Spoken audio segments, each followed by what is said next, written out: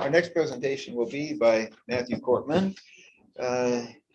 He's an adjunct professor of biblical studies and theology at La Sierra, their divinity school.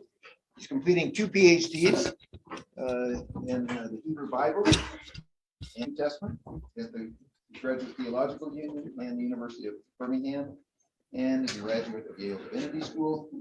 He's the author of the book Saying No to God, as well as a wide selection of peer-reviewed and edited publications, one of which is one that Sigby has a few of us working on. He did an interesting paper just a year ago that I want to give the time to him. And he, by the way, he listened carefully. His presentation is going to dovetail with all the 3 that we've seen, even though that's, I guess that was the divine pathway, or the divine river that was joining. I'll receive it. You'll receive it.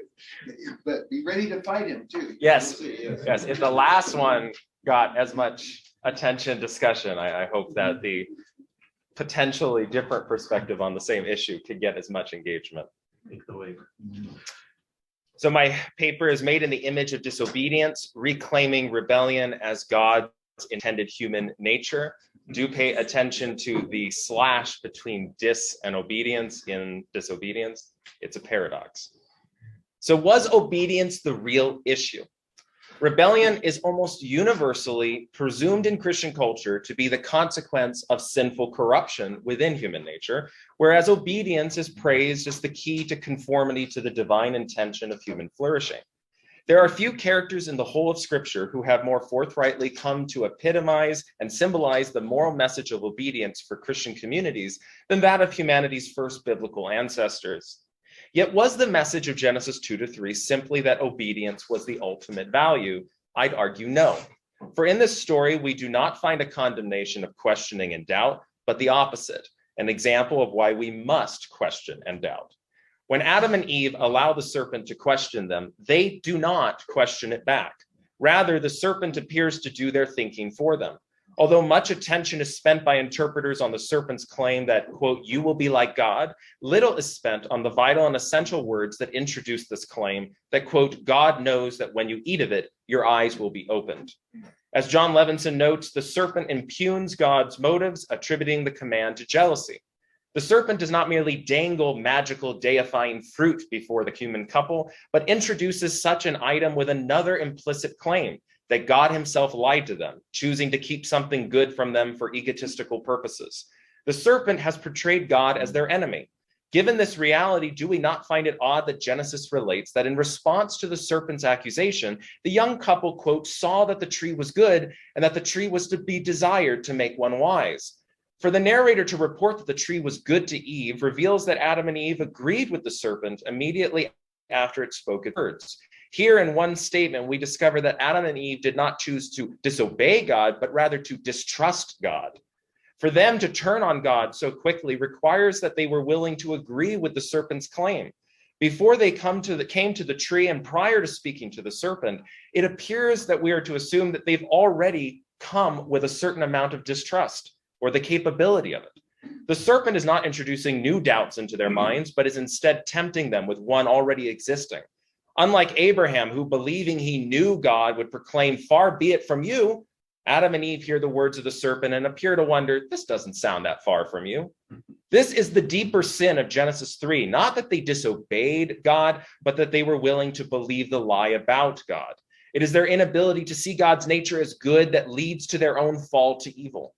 Within the logic of the story of Genesis, what they needed was not submission, but a fight. It was their inability to care enough about God to confront and argue with him about the serpent's words that ultimately led to their terrible consequence. The moral of the story then, read this way, is not and never was that humans should not question God, but quite the opposite. Humans must, for their very faith is at stake if they don't engage. Moreover, it suggests that Adam and Eve's failure to argue relates to their fallen humanity. If they fell because of lacking an argument, then human nature prior to the fall required confrontation to be an intricate part of what it means to have a flourishing humanity. Incomprehensibility. In her book, Christ the Key, Catherine Tanner argues that human nature is defined by the theme of incomprehensibility. Quote, to be determined by human nature, she argues, means to be determined by the open-ended nature of human reason and will, and therefore not to be determined to choose any one thing. Humans, she writes, have a nature that imitates God only by not having, one might say, a clearly delimited nature. Every other creature imitates God by expressing the goodness that God is in a limited form. They are good by having a definite something. A pig or a rock, indeed the best pig or rock they can be. Humans are a definite sort of creature distinct from others, their failure to be clearly limited by a particular nature as other creatures are. As Tanner argues, quote, humans imitate God's incomprehensibility by having a nature that is also in a sense unlimited, unbounded by a clear delimited nature, in virtue, in the human case, of an expansive openness and initial indefiniteness, sorry, I typo. Where she argues that humans differ from God with respect to this idea is that humans are defined by an emptiness that opens us up to everything intelligible and good, whereas God is defined by unbounded fullness. Nevertheless, the ability to change is humanity's core defining feature, which shapes us as a dim image of the divine. Tanner argues, though, that this process of transformation is painful because, quote, what we become is knit into us in a way that we cannot remove. Specifically, our plasticity and impressionable nature means that the sinful circumstances we find ourselves in mold us into a concrete or a non-plastic state. The process of being reformed and regaining our plasticity or ability to change is as imaginable, comparable to breaking that concrete. In fact, she compares it to, quote, a kind of death. Quote, the transition between sin and a grace state therefore involves a painful disarticulation of our true nature from what we have become. Though an act of God's loving mercy, the transition is not sweet and congenial, but a violent one that seems to be doing us harm. God's drawing us to himself mangles us all the more in ripping us out from under it, the rubble. Indeed, all that we have become has to be melted down so that we can be made over. We must be respun or refashioned in a way that brings us back to the fundamental plasticity of our nature, broken down in order to become ourselves new. Tanner presents God's interactions with humanity as painful and perceived by humans as threatening. This theme finds resonance within the Hebrew Bible's depiction of Jacob being violently attacked by God at the Jabbok River in Genesis 32, 22 to 32. There, after wrestling and fighting with God for his life, the human is unexpectedly declared the winner by morning. Instead of submitting to God's perceived violent will, he rejects it and fights back against the divine. Rather than God disapproving of this rebellion, Jacob is praised for it. As a reward, his name is changed from Jacob to Israel, which translates to the God fighter. When applied to his progeny in general, the new name carries the sense of those who fight with God and presumably win, like Jacob did. The enigmatic biblical story highlights that the paradox of God's relation with us is that although it may appear that God seeks our harm, the struggle we share with God is itself our blessing, which we are called to repeat. It appears Tanner has a similar conception insofar as she describes that because of sin, quote, this history or process of God's giving to creatures becomes a struggle, a fight to bring the grace kingdom of God into an arena marked by sin and death. The struggle is won by the same means necessary for an increase in gifts of grace, growth in unity with God. The sin of Adam and Eve cannot simply be an issue of blind obedience, since this is not what God requires from their descendants. If God does not change, then why would we assume that God wanted blind obedience from Adam and Eve, but not later from Jacob and his descendants? Would it not make more sense to assume that God treated Israel the same way in which he had treated those who came before? Holy rebellion. If human nature is defined by our ability to change, to engage in rebellion against things that we perceive as wrong, for better or worse, then how does one distinguish between sinful disobedience and the paradoxical righteous dis/obedience? One story that is worth examining is that of Moses in Exodus 32, 7 to 14, where God announces his desire to kill all the Israelites that were freed from Egypt, men, women, children, unborn, innocent, sinful alike. God commands Moses to stay away from him and let him make him, Moses, the progenitor of a new people, one that will meet God's approval finally. What makes the story so shocking to many is that rather than obey God's stated will, Moses protests that God would be evil or the opposite of the good if he pursued this intention. When reflecting on this story, Ellen White argued that in fighting God, Moses had undertaken, quote, the work of justice, and in so doing, he evidenced who was the true friend of God. She asked, quote, if God had purposed to destroy Israel, who could plead for them? Remarking that many men would have said, it's the purpose of God. If he wishes to destroy Israel, I cannot help it. They will be destroyed. And yet, as she notes emphatically, not so Moses. Rather than perceive Moses as impertinent in his rebuke of God, she saw his argument with God as exemplary of what true faith and man's proper relationship to God consisted of. Quote, here the Lord proved Moses, and Moses showed by his intercessions with God that he valued more highly the prosperity of God's chosen people than a great name. Nobly did Moses stand the test. God was pleased with his faithfulness, his simplicity of heart and integrity. Where did this idea come from? Ellen White was likely influenced by the similar thinking of John Calvin, who had noted the same. See also Calvin's similar comment about the struggle of Jacob, which he says intends to, quote, represent all the servants of God in this world as wrestlers with God. Martin Luther echoes this idea when he notes that Jacob's battle with God, quote, in reality is a game, drawing a parallel with a contemporary game parents in Germany would play with their children. Quote, so God plays with him, Jacob, to discipline and strengthen his faith, just as a godly parent takes from his son an apple with which the boy was delighted.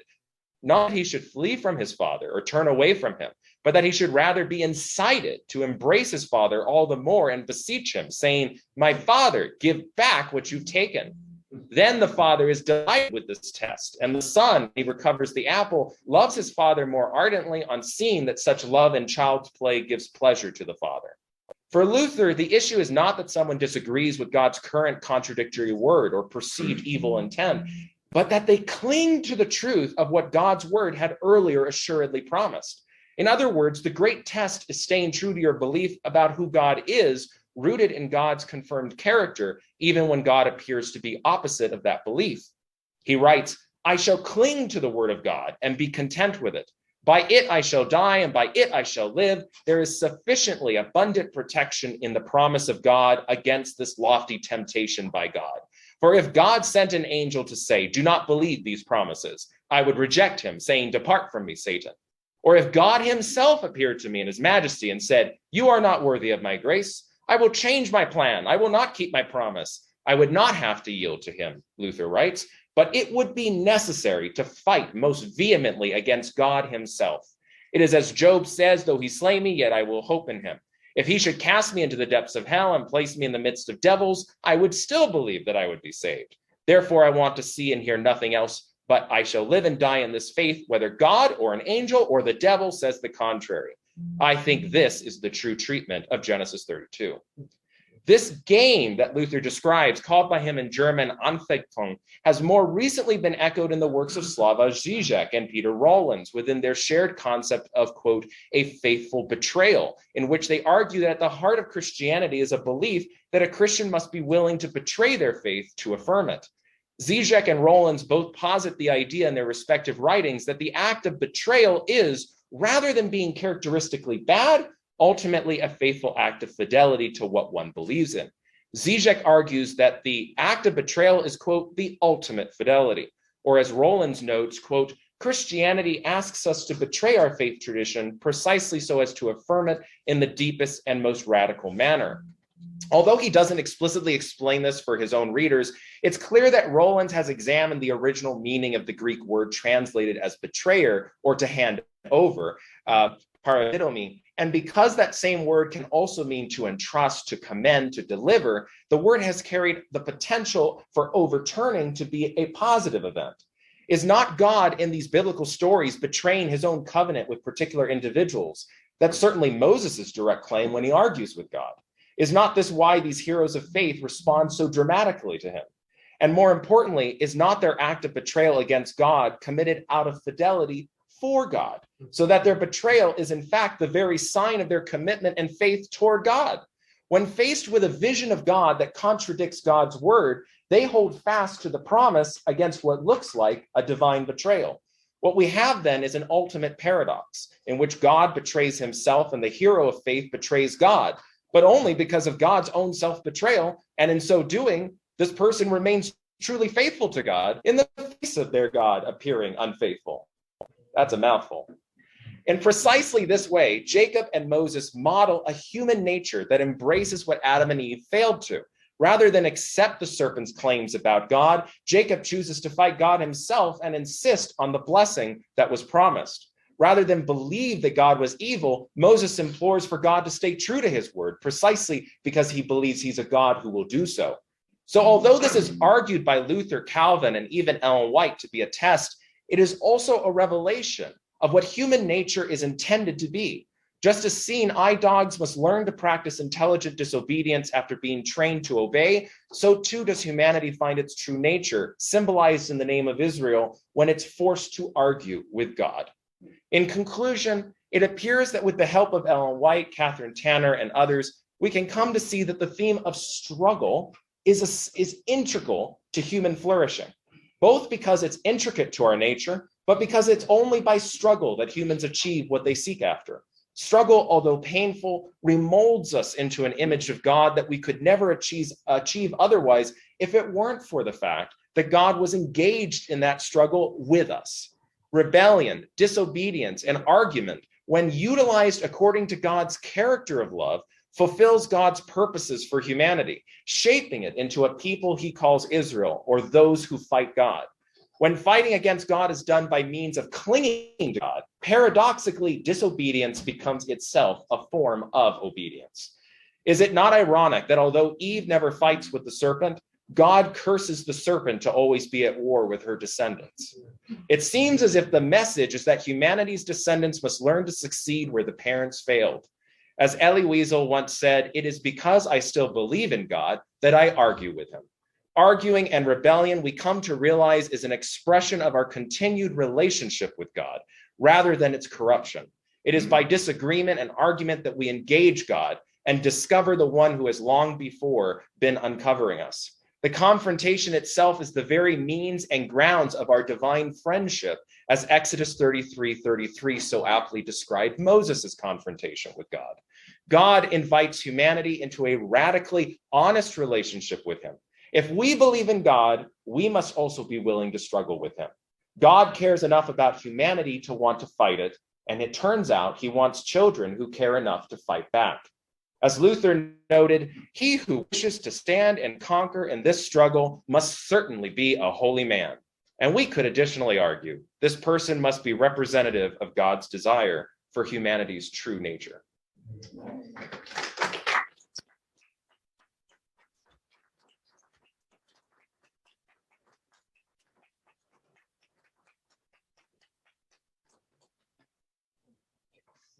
Go ahead.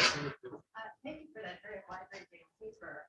I'm probably a bit less taken than you are with the cool guy radicalism of Zizek and Rollins, but we could debate the details of Zizek's argument in a different context. What concerns me much more, and that's been even a couple of the papers that we heard, is whether it might not be helpful, and I think Rick this afternoon will probably help us quite a bit in that regard, to think a bit more about what happens when we're talking not just about finitude or creativeness, but about finitude marked by sin. And in particular about finitude marked by sin, not in the sense of the capacity to err, but what happens when we're capable of horrendous evil. Evil that, as Lord Evans says in her work, is prima facie capable of rendering our lives meaningless, at least potentially on the whole. The way that this comes out in your paper in particular, I think, is the crucial start of one of the Tanner quotes that you mentioned, is the cause of sin, right? For Tanner, this struggle, the struggle aspect of it, is specifically because of fallenness. There's a kind of desire that's built into human nature and its openness to this orientation toward good and all variability that God, potentially is the way God is potentially reflected in everything. But the struggle aspect is a sin aspect, and it's specifically a sin aspect that has to do with scarcity, with our refusal to share goods with one another, with our refusal to participate in the unilateral giving that God does, which is on God's side an overflow of goodness rather than a kind of struggle session. And I think this also goes to the concern with the making the trail into a Google part. If we can bring in somebody who I think is actually quite canonical, Kierkegaard, he emphasizes that the difference between us and Abraham is that Abraham's not a sinner. And Abraham has to keep silence, right? Because there is a difference in how people relate to God that cannot be read from the outside and turned into a word.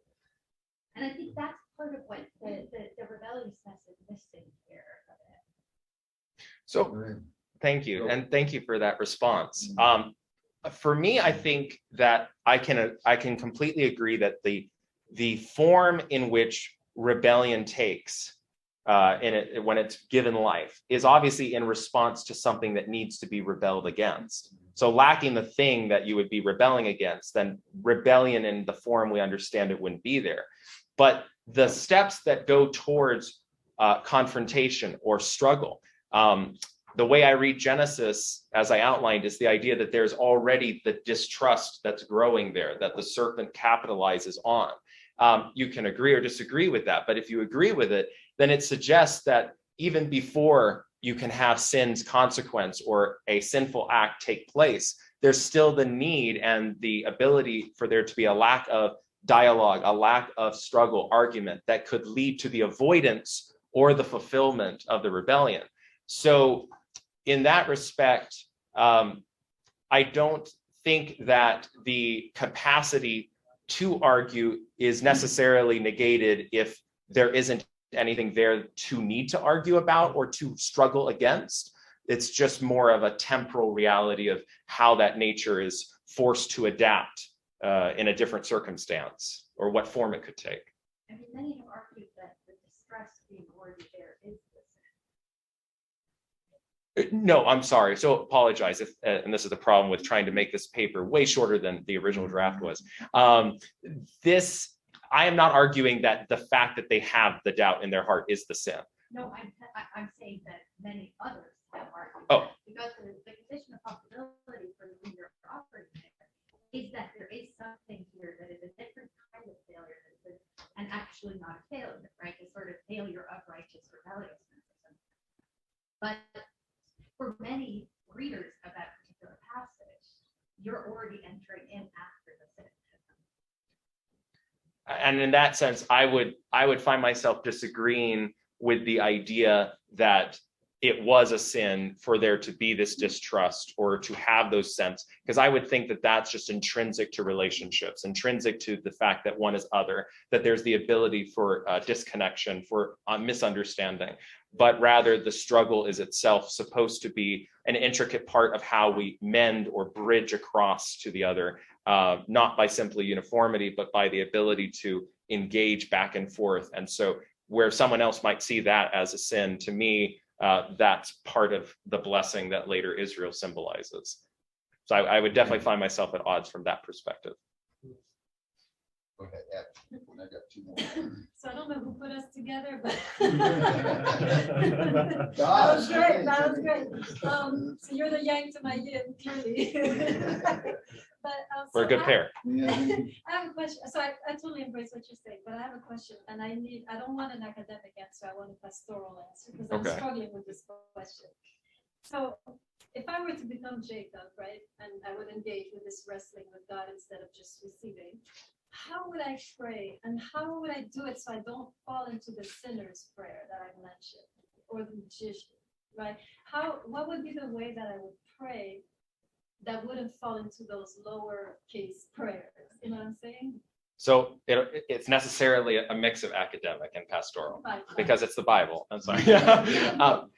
When you look at the various stories in the Hebrew Bible that represent the motif of some human arguing with God, fighting, whether it be Abraham or Moses or Jacob, or you go beyond that to other smaller examples, there seems to be a consistent theme that Luther kind of also highlighted of you're clinging to something that you believed was already a part of God's character.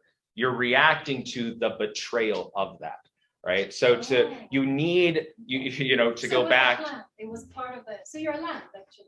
So in a sense, you're aligned with what God has been in the past against what in the present appears to be the contradiction of that. Promise, right? So if God promises you one thing and then he says, no, I'm not doing that, you're still standing by God. You're just not standing by God in the sense that God is equal in this moment telling you this to the God that you've been following since. you can distinguish between the present and the past. The past, you'd be like Jacob affirming, is the consistency, the character. You wouldn't go back on this. The present, that's a contradiction. I'm going to have to struggle with this. Oh, thank you. That's great. Yeah, thank you for the paper. I think it was great that these two papers came together. First, just a comment. I don't know that I see arguing and rebelling as the same. It's perhaps semantics.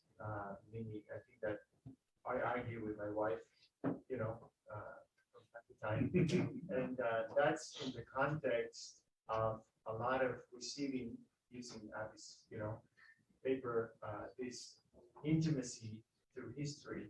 So I don't think that in the case of Adam and Eve, it would be blind faith in that they had just received already a lot, and they had been walking with the Creator before America. So I think that we put that in the context of this this relationship that builds intimacy, and in that intimacy, then it seems that I go with you that there comes a point of test where we're confronted with the Creator, and we have this time of arguing, so to speak, of wrestling, which is a test of faith, but it's in the context of a lot of receiving and a lot of developing that intimacy. You won't come just in a vacuum. And so in that context, I think that's when part of perhaps receiving at times is not just receiving, you know, passively, but just arguing, which is perhaps a way of receiving that moment, that experience from God, and builds intimacy. In all of those cases, then we see intimacy going to another level. I think in a longer version of this paper, there would be a section on Albert Camus and his book, The Rebel, which I think really influences my broader understanding of rebellion. But, you know, as long as, you know, argument doesn't just become the cliche of God allows us in our ignorance to argue back, but then we'll eventually figure out in the end that it was always right. Right. Because in that circumstance, then Moses can't actually succeed, and neither can Jacob, and neither can Abraham. They don't have a chance. In Abraham's story in particular, he's short-sighted in the sense of that story. There's just not a clear victory because God already had it mapped out. But the chance that Abraham needs to do that argument, it's taken away if it just becomes an act, right? That the idea of the game that Luther's outlining is that there's a real consequence, not that God might change in this reading, not that God's going to decide, all right, we kill them anyways because Moses agreed, but rather like Ellen White locates it, you know, this is whether or not Moses is the right leader. Is Moses the prototypical prophet? Because one of the prophet's descriptions is to step into the divide between God and the people when God's wrath flares, right? To say, no, I argue against this, to fight. And so if Moses, the prototypical prophet of Deuteronomy, can't do that, then that would be a consequence on whether or not he's really fit for this job. Does he care about the people over his own position? And I think that's where the consequence is real. It's for Moses, his faith individually. And whether it's come to that point that Exodus 33 can say, he's a friend of God, he talks face to face.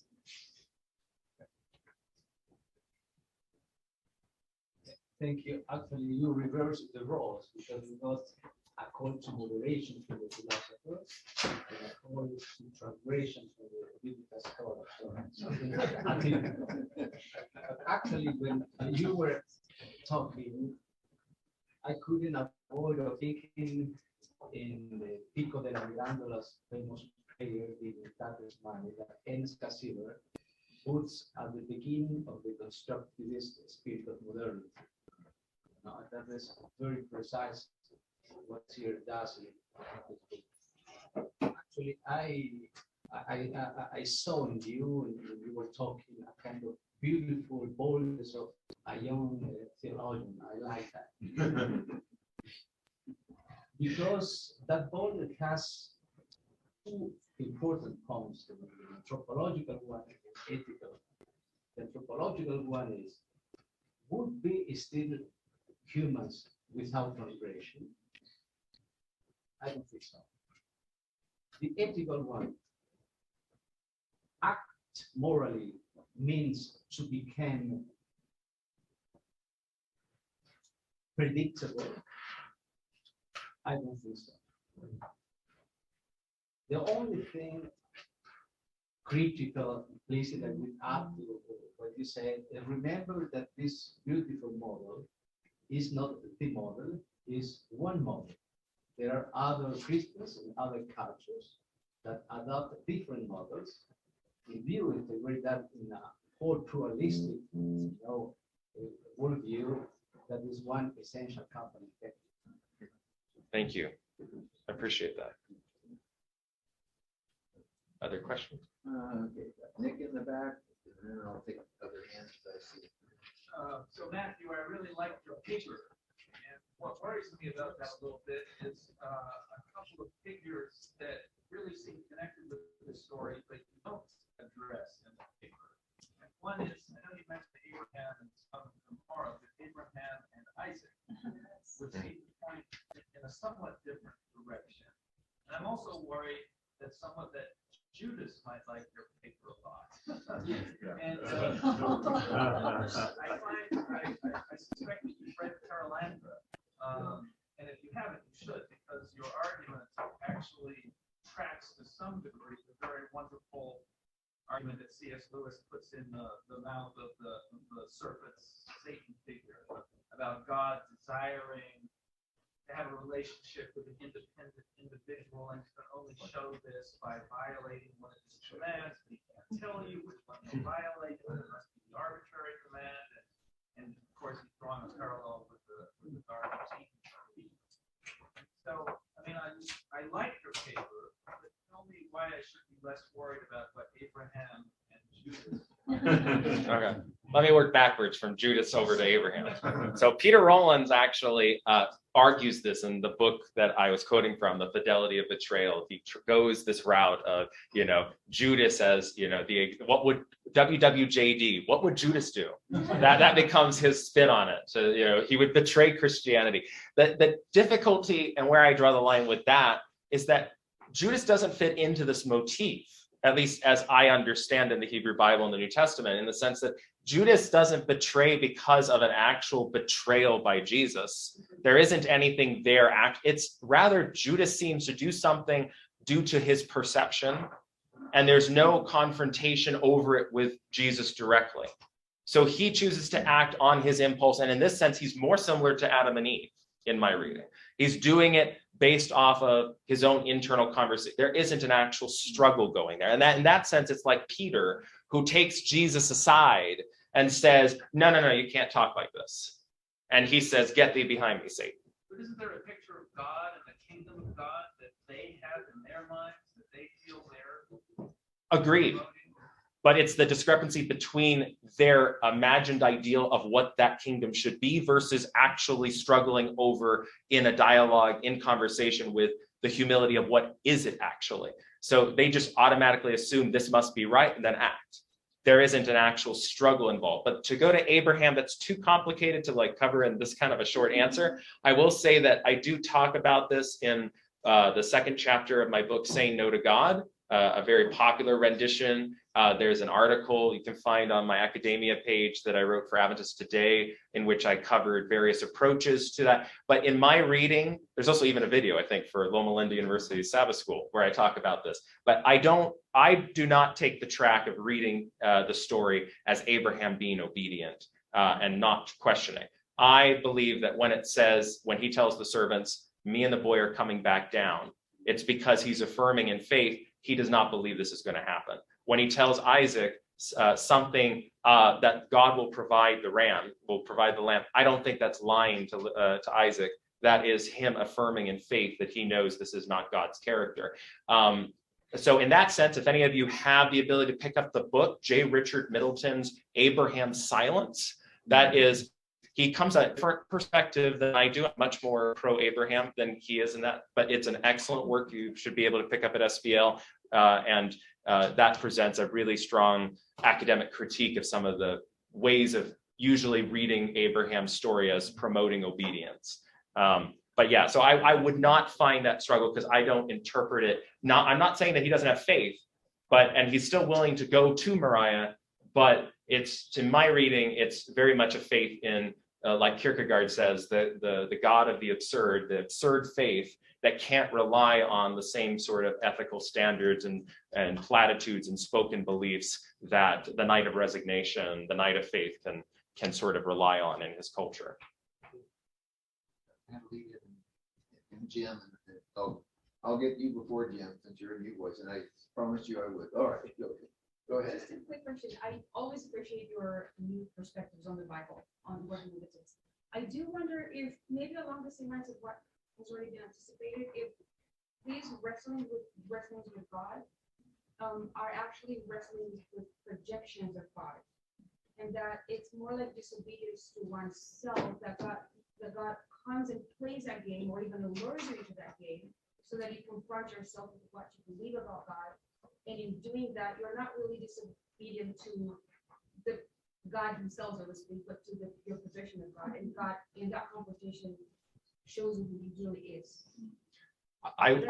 It does. At that level of kind of detail, in terms of like going into the very foundations of how this would work metaphysically, et cetera, spiritually, I think at that point, the question you kind of have to start stepping into the question by just asking yourself, okay, so what's the end result of this? If I am Moses, I am not in that moment. If we take the narrative literally, and you imagine yourself historically in this kind of a story, I'm not sitting there going, is this a projection? Right? You just have in that moment that the God you thought you knew and were consistent, this is not appearing that way. So then in that moment, you have a choice to make. Was I wrong about understanding who God was, or am I going to make a decision as to how I act now?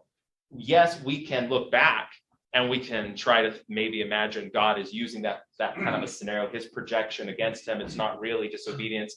But for the person in that moment, they don't necessarily have the ability to make that perceptive change. They also can't rely on anyone else for that decision. They're left alone to absurdly come to this conclusion on their own strength.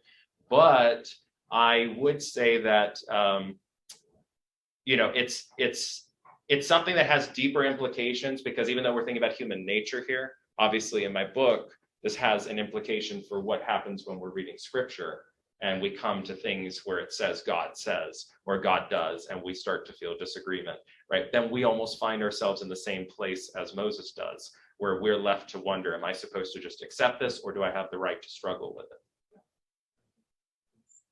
For me, I think, thank you. I appreciate your view on this, but one thing that I want to kind of understand from everything that we have gone over, God's or change, temporality, and I think of Jonah, right? So like here you're saying that the human confronts and kind of like says, no, this is not you, right? But in Jonah's example, it's a little bit different, because Jonah is saying like, this is you, do this, right? Like you said that you were gonna do it. Why did you change your mind? So how does that struggle that Jonah has, and also involve the whole idea of temporality and God's change to a completely different direction? And what does that inform about our scatological projections, antithesis, or whatever it's called? I don't know about that last part. but on the first part, I think Jonah's a really interesting example, because if you read carefully in Jonah, and I don't have it I didn't just recently go over this, so I don't have the verse number in my head, but I think it's in chapter 2 or 3. Jonah actually admits, or it references, that he had actually disagreed with God. God had already explained, it's hinted at that God already explained, this is where the end is going to end up being. Like, my ultimate desire is to, that's what it is. Jonah says, I knew you were going to do this, right? So Jonah knew what God's character was. He disagreed with it. He knew a consistency that he didn't like because it didn't deliver the result at the end he wanted. So this is a case of his justice versus what he's known to be God's justice. And instead of trying to kind of find a middle ground, he just says, I'm out. I'm not going to play a role in your justice because I disagree with it. And so I think that Jonah breaks out from that mold. He's representative of, again, kind of like Peter, or as I argue Judas, he's more the person who says, I have my view and I'm going to argue for it, even though I have this knowledge or this perception that you're one way and I disagree with it. So in that sense, that's not a dialogue. That's just a complete disagreement, walking away. That's not Jacob holding on, saying, though you look like a curse, I want my blessing and I know you're going to give it. That would be, Jonah's more like, that'd be like Jacob saying, yeah, here you go. I'll let go of you, run away. And then I'm going to now leave and remember, you came here to kill me. That was your purpose, right? He doesn't get the blessing and he only keeps the curse. Going to what you did with Genesis 1 and 2, it sounded like you wanted to see Adam, Eve as a non-delimited figure, creature like a pig or an object like a rock. So basically a positive view of Genesis 1 and 2. And I'm wondering if you would comment on how you're seeing that positively connects with the tradition, which sees Genesis 1, 2, 3 as negative. That's the first part of what I wanted to say. Second part is this, and this is drawing you back to dialogue with Abby. I like your notion of betrayal may be ultimate faithfulness.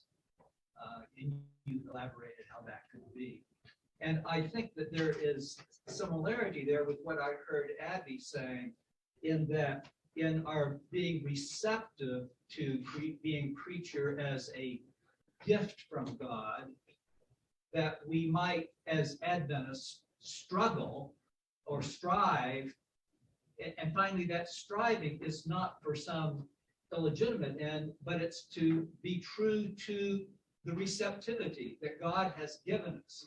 And back when I was on the list to talk to Abby, I was going to contrast ultimate reality, which is that gift, and the penultimate reality is the striving or whatever we're going to do as actors, as creature actors. So I'm wondering about if you would comment on both that Genesis 1 and 2, and also this maybe similarity between you and Adam. Sure. I'll work backwards again. I think one of the things that isn't able to be clarified well here, because I would be much rather detailing Zizek's and Roland's specific ideas and then critiquing them, but that would be a lot longer. In particular, Zizek and Roland's imagine, it seems, as if the very idea of just betraying is itself the fidelity, the act, where the discrepancy between them and like Luther is that for Luther, it's predicated on God betraying himself. You have to see the discrepancy, the contradiction. Only then, when you betray that, because actually you're in harmony with what the consistency of God was before, what you believe, then it's fidelity. You're doing it correctly. But the way Zizek and Rollins play it out, that's why Rollins is comfortable saying that Judas is practicing fidelity when he betrays Jesus, because there doesn't need to be an initial betrayal there present. So that's a discrepancy. Does that answer that part of your question better to kind of get to the root of? Okay. In the first part, you were pointing out about Adam and Eve and sort of the traditional view of thinking about their sort of, if I'm understanding you right, their openness to being undefined.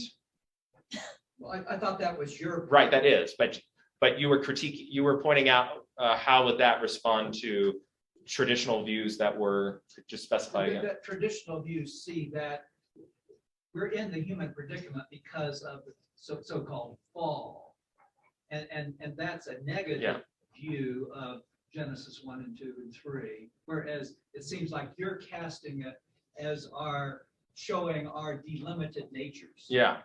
We're showing initiative where we're actualizing ourselves in terms of our basic human nature.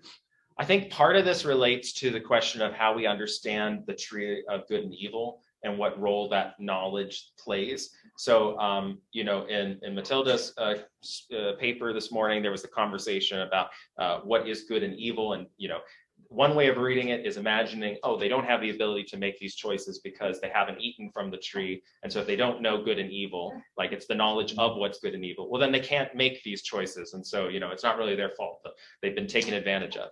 But on the other hand, this phrase is used again, I think, in Samuel when David is described as, you alone have the knowledge of good and evil that the angels have as well. And what that seems to indicate, if that exact phrase is being used similarly in Genesis, is that this isn't really a knowledge that is specific to, like, in general, this is what's good and evil, the ability to make choices. This is rather more specifically a discernment, a deeper knowledge, the kind of work of justice that somebody who is like a king has to partake in. And I think at that level, you start to say, okay, well then Adam and Eve already would, if understood that way, they already have a lot of these capabilities. They have to already have this nature. They're just seeking more. They're seeking an extra step beyond. That's the power element, the be like God. But I wouldn't think that the critique should just be there. And I don't think critique should be like, oh, well, their human nature, their ability to struggle is itself a consequence. Because, if God's engaged in struggle and God wants Israel to be a people who struggle with him, then there would obviously have to be implications as well. If we think it's wrong for human nature, then we have to ask, well, then if we're made in the image of God and we see God struggling, is it then struggle, if it's a consequence of sin, does that mean God is suffering the consequence of sin in his struggling? Or is that also an intrinsic aspect of his relationship to the universe? That's a deeper question than my paper is touching on, but I think it's related. I think Sigby and Bogdan and Bonnie, there's no time, but let's first thank